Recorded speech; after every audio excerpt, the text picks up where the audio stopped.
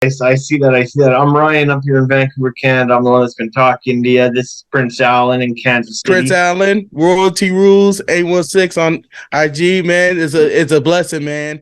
Hey, when was the last time you were in Vancouver? Vancouver, damn, it's been a minute, man.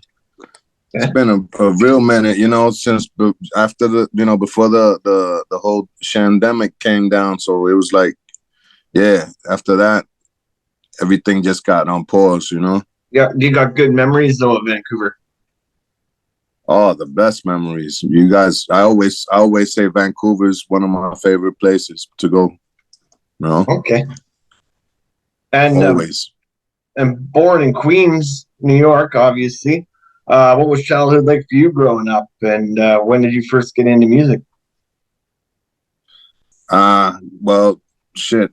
I started getting into music like when I was probably 15 years old, probably 13, 14, around that time. It was like in the 80s, mid 80s, like the Fat Boys, Curtis Blow, and Run DMC and Beastie Boys and LL Cool J. That's who inspired me to be like, damn, I love this music. And I just wanted a DJ. That was my love, was to DJ these records. So I used to collect records and I saved my money up to buy turntables and shit. And so from DJing and collecting records is where the crates started. And then I discovered samplers and studios, and I just started discovering other things. So, Do you remember your first record? Yeah, that's what I was about to say. Huh? Do you remember your first record? My first record? Yeah. That I bought? Yeah, or that stands out to you. First record that, what I'm saying, that caught your eye and caught your ear on sampling too. Oh man. Sheesh. Probably so many right now, but many. It was probably, like Miles Davis. We was catching a lot of Miles Davis joints and joints like that, Yeah. A lot of heat, stainless soul albums. We caught that one real early in the game when nobody even knew what that album was, Stainless Soul. So if you look that up, you know what time it is, Yeah. So now, when did you first meet JuJu? JuJu, we met.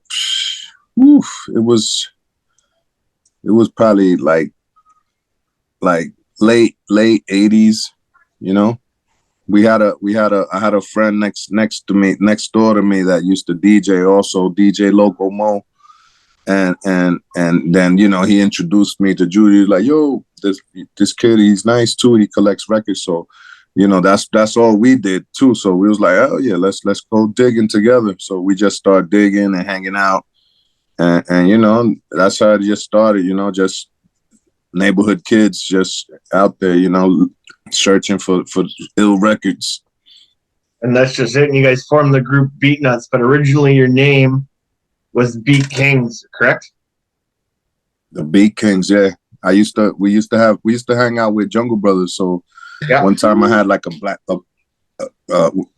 black medallion with the African shit on it. The African medallions, yeah, with the African, the map and all that. So I flipped it, and I did some graffiti on it. Like I wrote Beat Kings, the Beat Kings, because in school they used to call us the Beat Kings, because me and JuJu would always bring these cassettes with these ill beats. We'll have the little Walkman with the cassette players, and everybody will just be jamming to these beats.